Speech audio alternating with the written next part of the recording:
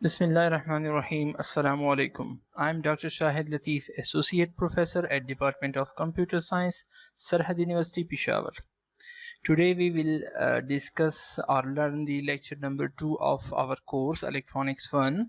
The course code for Electronics 1 is ELC216 and this course has been offered for several programs including the BS Computer Science, BS Software Engineering, BS Telecommunication and BS Electronics. It is a 2-1 credit hour course, means that per week we have to cover at least 2 hour theory, while per week we will cover 1 credit hour or 3 contact hour of our lab work.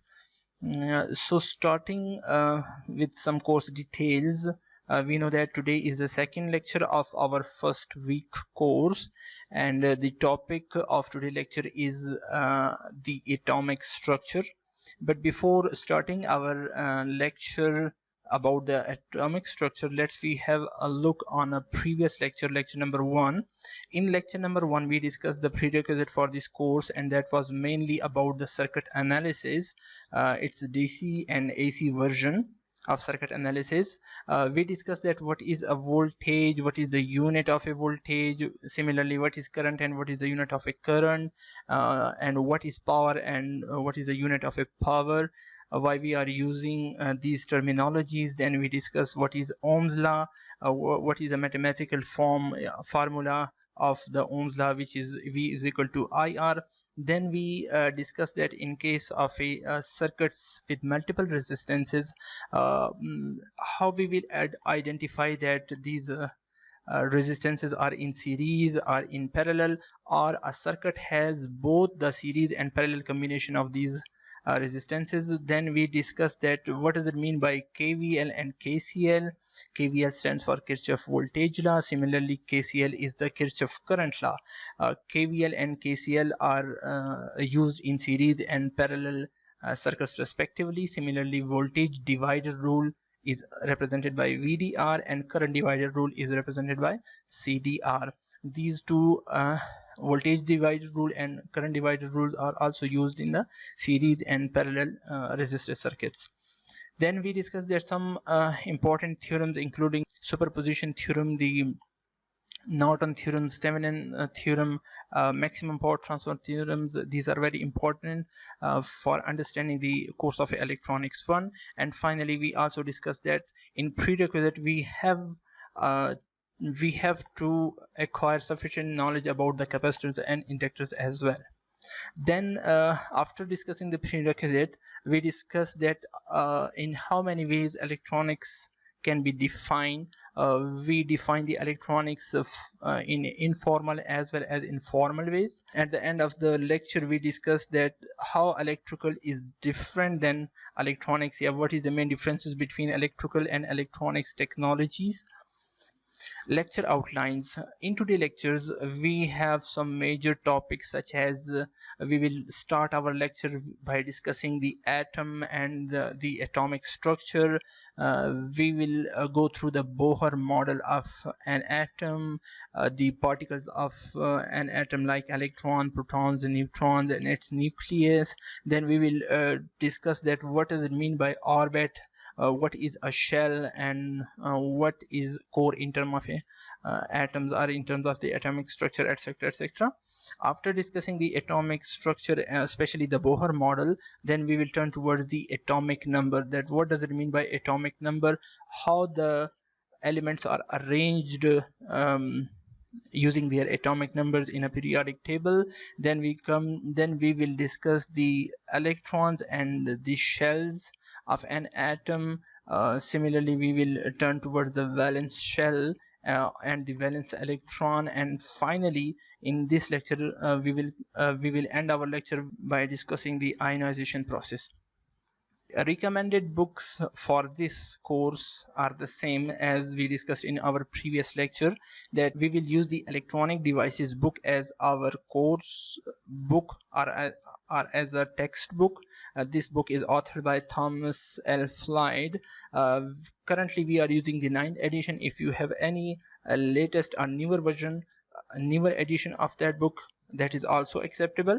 Majority of the contents are from the conventional current version of that book. However, we will also use the electronic flow version somewhere in our course. So if you have these two books, electronic devices conventional current version and electronic devices the electron flow versions, you can cover and you can learn all your topics from these two books. Okay, starting with the atomic structure, the first question is, what does it mean by an atom? We know that atom is the smallest particle of an element that retains the characteristics of that element. Means that although we can distribute our an atom in multiple parts like electrons, protons, neutrons, but still we consider that atom is the smallest particle of an element because it can retain the characteristics of that element, which cannot be obtained, which cannot be determined from the particles of atom like electrons and protons, etc., etc. So at the moment still we consider that atom is the smallest particle of an element.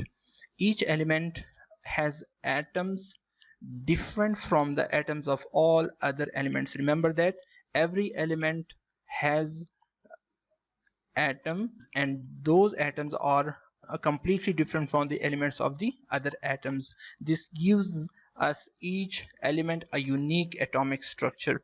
Means that every atom of any element has a unique structure.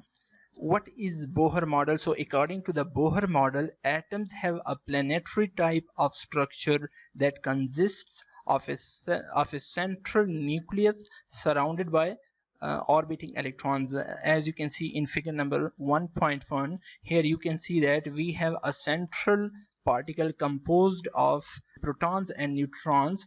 The protons are in blue while neutrons are in gray color. The electrons in pink, you can see that they are orbiting around the nucleus. Each and every electron has its unique path which is known as a orbit. So this is the structure of a Bohr model for an atom. Here you see that from previous figure 1.1 we see that the nucleus consists of a positively charged particle known as a proton, while they have the uncharged particles known as a neutron. The basic particles which circulate around the nucleus in their respective orbits are the negatively charged particles, and they are termed as electrons.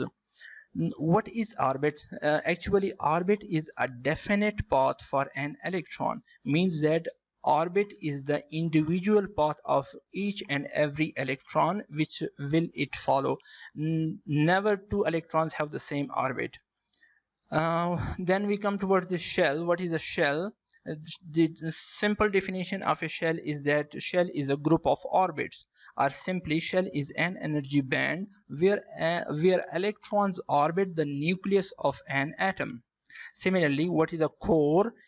Core includes everything except the valence electrons. If we can see again in this figure 1.1, we say that there are two shells. Two electrons are near the nucleus, so they are representing shell number 1, while the other 4 electrons, they are far away from the nucleus but they are closer to each other, so they are representing the shell number 2. So the shell number 2 in this case is our valence shell, which is the outermost shell, and those electrons which exist in the valence shell are known as a valence electrons. So everything except these valence electrons, or everything inside those valence electrons, are known as the core of that atom. The atomic number. Atomic number is a number of electrons and protons in an atom which distinguishes it from the atoms of all other elements. Means that we can simply say that number of electrons or protons in an atom can be considered as a atomic number of that atom. This atomic number is unique for all atoms of different elements. So for example, the hydrogen atom has one proton and one electron, and there is no neutron exists in hydrogen atom, so its atomic number is equal to 1. Similarly, the helium atom has two protons and two neutrons inside the nucleus, while it has two electrons orbiting the nucleus, so the atomic number of helium atom is 2. Remember that all elements are arranged in the periodic table in order according to their atomic number, means that as per their atomic number. Here in this example or in this figure 1.2, you can see that we have a atomic structure of two different atoms. First of all, first one is a hydrogen atom. So here you can see that there is a nucleus which has only one proton and there is no neutron, while the electron is orbiting around this nucleus, around this proton. So this is the hydrogen atom, and its atomic number is equal to 1. On the other hand, in part B or section B of that figure, we can see a helium atom which has a nucleus, and the nucleus is comprised of two electrons, two protons and two neutrons, while two electrons are orbiting in their unique orbits around the nucleus. So the atomic number of the helium atom is 2. The atomic number equals the number of protons in the nucleus. This is very important, as we know that normally the electrons participate in chemical reactions, so we can say that the atomic number equals the number of protons in the nucleus, which is the same as the number of electrons in an electrically balanced atom. For example, atomic number of hydrogen is equal to 1 and helium is equal to 2. Normally we consider that the atomic number can be represented as the number of protons instead of electrons, because the electrons participate in the chemical reaction, so there may be a chances of losing or gaining the electrons, so we can consider that atomic number is equal to the number of protons. In normal or neutral state, all atoms of any elements have the same number of electrons as protons. Remember that the positive charges cancel the negative charges and the atom has a net charge of 0. It means that in normal or neutral state, every atom of any element will be stable or according to the charge, or will have a net charge of 0, because number of protons and number of electrons are equal in that atom, so the positive charges and the negative charges cancel each other. Here in this figure you can see that atomic number, the periodic table will start with the first atomic number of element, which is hydrogen. So hydrogen is the first element of that periodic table, having atomic number of a 1. Similarly, helium has the atomic number of a 2. This is the second element of the periodic table.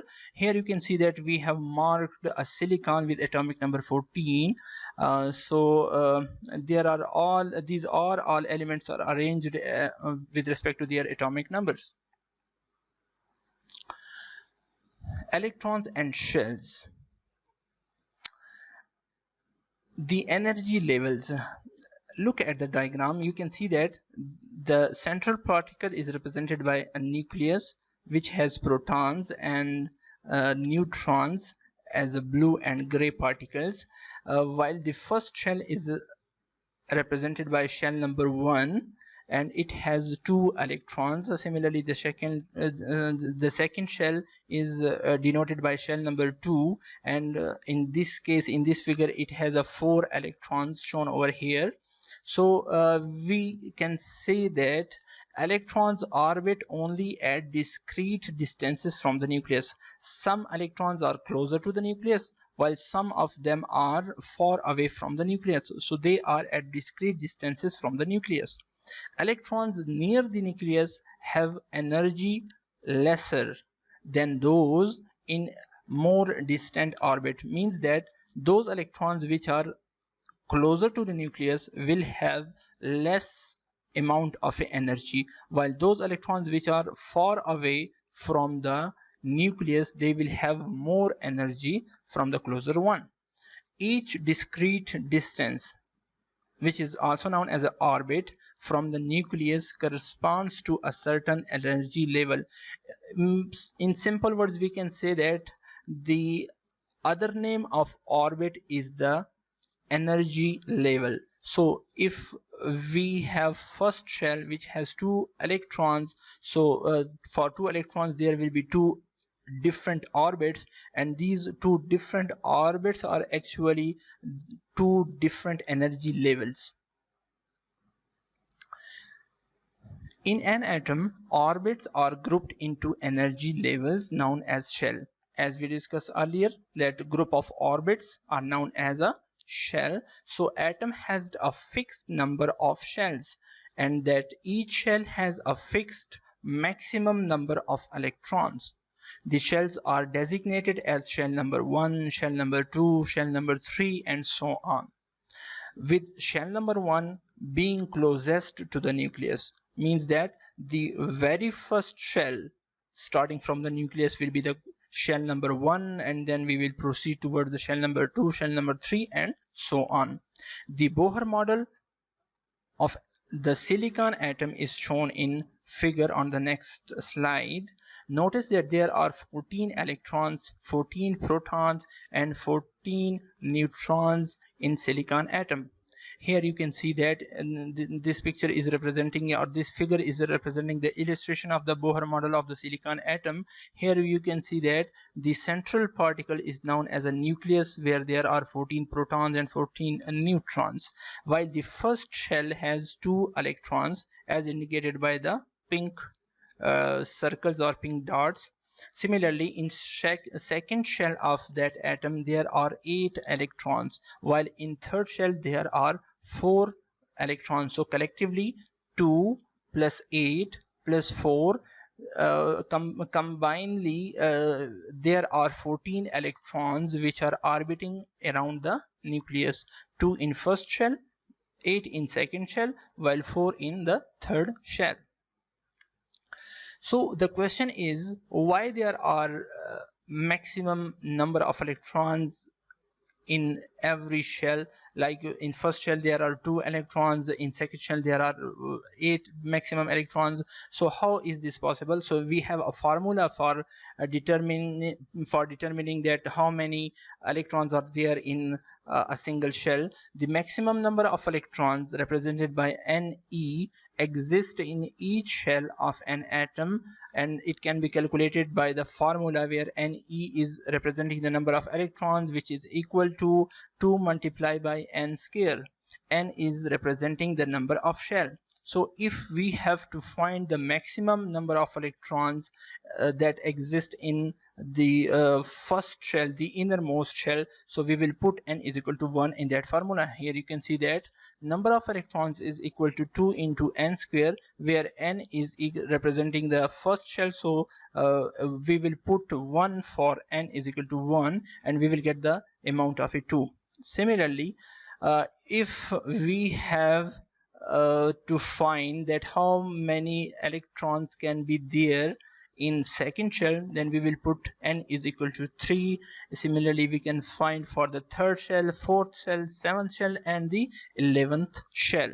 The exercise is solved in the next slide, such that the second shell of an atom will have maximum of 8 electrons. The capacity of the electrons, the maximum capacity of the electrons in the third shell will be equal to 18 due to this formula. Similarly, the number of maximum electrons, possible maximum electrons in the fourth shell can be determined by putting n is equal to 4, and we will get the number of 32. Similarly, the maximum number of electrons that can exist in shell number 7 can be calculated by putting n is equal to 7 into the formula, and we will get the amount of 98. Similarly, for 11th shell we will have the 242 maximum number of electrons in shell number 11. In this way we can find any shell in this way we can find the maximum number of electrons in any shell. Now what is valence electrons? Now what is valence electrons? As we discussed earlier, that electrons in distant orbit from nucleus have higher energy. In previous slides we already stated that those electrons which are closer to the nucleus will have lesser energy than those who are far away or are at far distances from the nucleus, which have the higher energy, thus less tightly bound to the atom. So those electrons which are distant from the nucleus and having higher energy, they will be less tightly bound to the atom, because force of attraction between the nucleus and electron decreases with increasing their distances.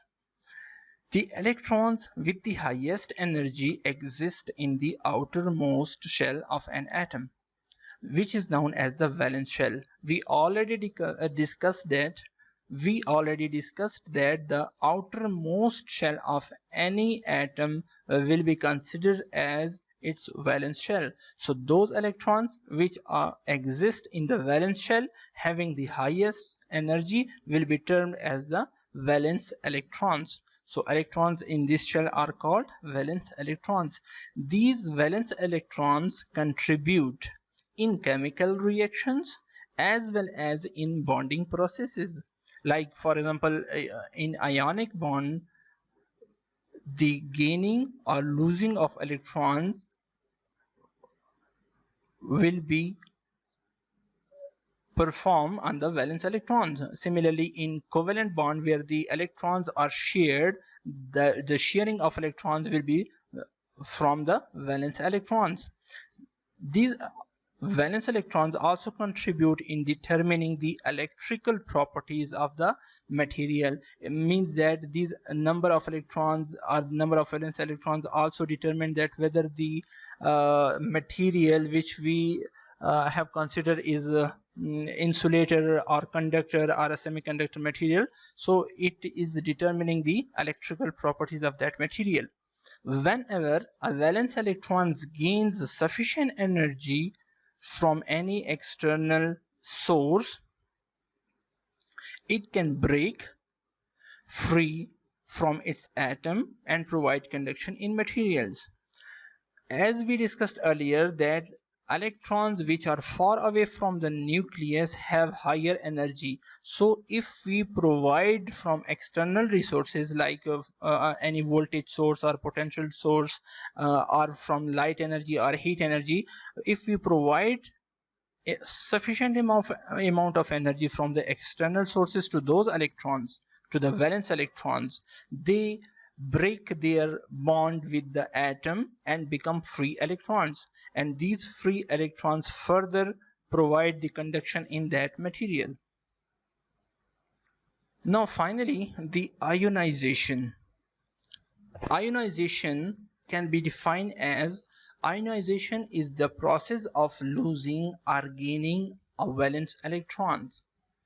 When an atom absorbs energy from heat or from light source or any other source, energies of that electrons raised. In previous slides we discussed that if we energize any element, so all the atoms of that element absorbs energy, and that energy is absorbed, and that energy absorbed raises the energies of the electrons. So when electrons gain sufficient energy from the external resources, they escape from the outer shell of that atom, and they also escape from the atom's influence. Means that now these electrons become the free electrons. Now they are not bounded to the outer shell of that atom or even to any shell of that atom. Means that they are free from the influence of that atom.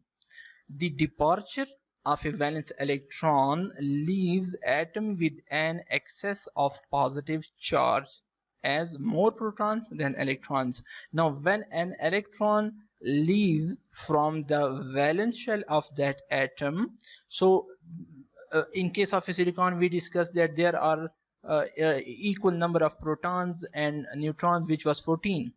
For example, when we provide energy to the silicon atom and the valence electron gains sufficient energy and become free electron, it will leave the atom, it will leave their atom or the valence shell.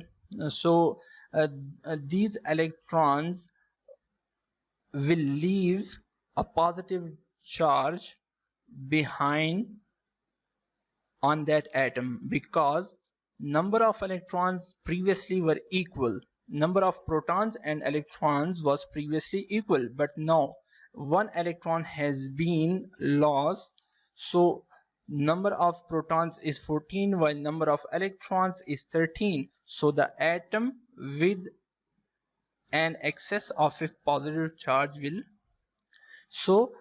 it will leave the atom with an excess of a positive charge, because the number of protons is now in excess from the number of electrons. This process of losing a valence electron is known as ionization. The resulting positively charged atom is called a positive ion, and that atom which have lose a valence electron now will be termed as a positive ion. The escaped valence electron is called a free electron, and the electron which has been escaped from the parent atom will be considered or will be termed as a free electrons. For example, sodium atom with atomic number 11, so the distribution of the electrons will be such that there will be 2 electrons in first shell while 8 electrons in second shell, and only 1 electron will be there in the third shell. Whenever we energize the sodium atom from external resources, the sodium atom will lose its valence electron and it will become a positive ion. Now the number of electrons and protons was previously equal, but when sodium atom will lose 1 electron, so it will have 10 electrons while the protons will be 11. So that's why the sodium atom will have a positive charge on it. In reverse, when a free electron collides with atom and is captured, it releases energy. We already learned that sodium can provide us a free electron. That free electron provided by sodium atom collides with the atom of, say, chlorine. Chlorine captures this electron and this electron releases its energy which it has gained from the external resources.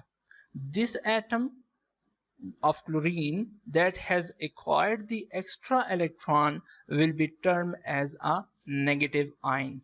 Means that this is a reverse process from the sodium. Like sodium was provider of electron, it was donor, and in this case we are considering a chlorine which is acceptor of an electron. The atomic number of chlorine is 17. It means that it has 17 electrons and 17 protons in their atom. So when it acquired a free electron of a sodium, now the number of electrons will be 18. The distribution of the electron will be such that in first shell there will be 2 electrons, in second shell there will be 8 electrons, while in third shell there were 7 electrons, but after capturing an electron of sodium, now it has 18 electrons in their valence.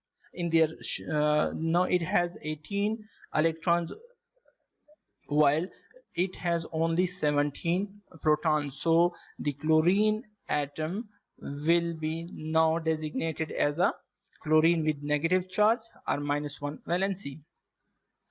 Remember that atoms can lose or acquire one or more electrons. In this example of sodium and chlorine, we are considering the losing and gaining of a single electron, but atoms may lose or acquire more than one electrons as well. Thank you very much. This is all for today. If you have any query or any question regarding any topic of this lecture, you can contact me on shahid.csit@sood.edu.pk. Thank you very much.